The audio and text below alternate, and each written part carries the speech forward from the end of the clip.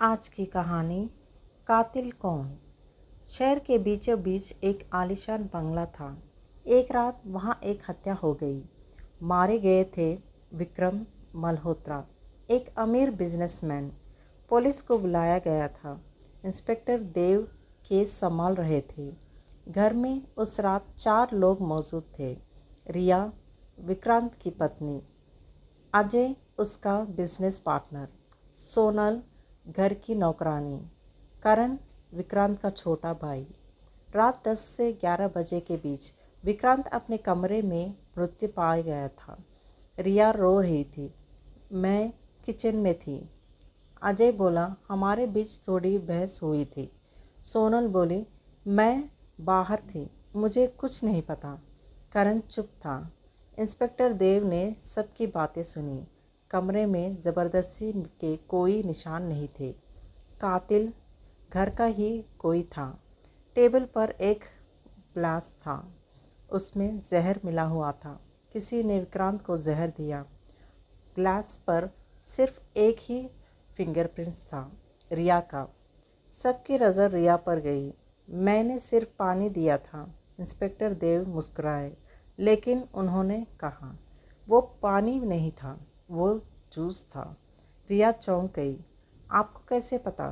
देव बोले, क्योंकि तुमने खुद कहा था कि तुम किचन में थी, लेकिन किचन में आज जूस बना ही नहीं था।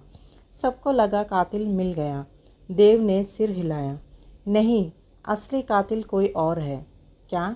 अजय बोला। देव ने करण की तरफ देखा। तुम? मैंने कुछ नहीं किया। तुमने जहर नहीं दिया, तुमने बस ग्लास बदल दिया। और जहर विक्रांत ने खुद मिलाया था। सब चौंक गए। देव बोले, वो आत्महत्या करना चाहता था, लेकिन गलत इंसान मर गया। विक्रांत ने खुद के लिए जहर मिलाया था, लेकिन करण ने गलती से ग्लास बदल दिया, क्योंकि वो उसे मारना चाहता था, लेकिन उसने उसे बचा दिया और खुद मार गया। करण को गिरफ्तार कर लिया गया, लेकिन जेल जाते समय उसने मुस्कुराकर कहा, मैंने उसे नहीं बचाया, मैंने उसे सज़ा दी। करण को गिरफ्तार कर लिया गया था। केस लगभग बंद माना जा रहा था, लेकिन इंस्पेक्टर देव को कुछ गड़बड़ लग रही थी। कुछ तो मिसिंग है, देव ने खुद से कहा। उन्होंने फिर से केस फाइल खोली। पोस्टमार्टम रिपोर्ट में एक लाइन थी, मौत जहर से नहीं बल्कि देर से इलाज मिलने से हुई। मतलब देव रुक गए। विक्रांत तुरंत नहीं मारा गया। उसके पास बचने का समय था। किसी ने उसे बचाया क्यों नहीं? देव ने चारों संदिग्धों को फिर बुलाया। जब विक्रांत की तबीयत बिगड़ गई, सबसे पहले उसे किसने देखा? सोनल बोली, मैंने। देव की नज़रें उस पर टिक गई। और तुमने क्या किया? देव ने पूछा। मैं डर गई थी। या तुमने जानबूझकर कुछ नहीं किया? सोनल रोने लगी। और क्योंकि मैं चाहती थी कि वो मर जाए। सब हैरान रह गए। उसने मेरी बहन के साथ गलत किया था। मैं उसे बचाना नहीं चाहती थी, इसलिए मैंने डॉक्टर को कॉल नहीं किया। विक्रांत को जहर मिला, लापरवाही से हुई। देव बोले, इस केस में एक नहीं 3 कातिल है। विक्रांत जिसने खुद जहर मिलाया, करण जिसने ग्लास बदला, सोनल जिसने उसे मरने दिया। तीनों को सज़ा मिली, लेकिन इंस्पेक्टर देव के दिमाग में अभी भी एक सवाल था। अगर ये सब था तो रिया की आंखों में डर क्यों नहीं था? इंस्पेक्टर देव के मन में एक ही सवाल घूम रहा था।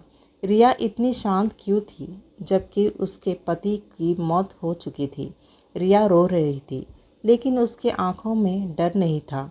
ये सिर्फ दुख नहीं है, देव ने सोचा। देव को रिया का एक वाक्य याद आया, मैंने सिर्फ पानी दिया था। देव को याद था, वो पानी नहीं, जूस था। रिया झूठ बोल रही थी। देव ने किचन की फिर से जांच की। कूड़ेदान में एक छोटा जहर का खाली पैकेट मिला। उस पर लिखा था, स्लो पॉइजन। तो ये अचानक नहीं था।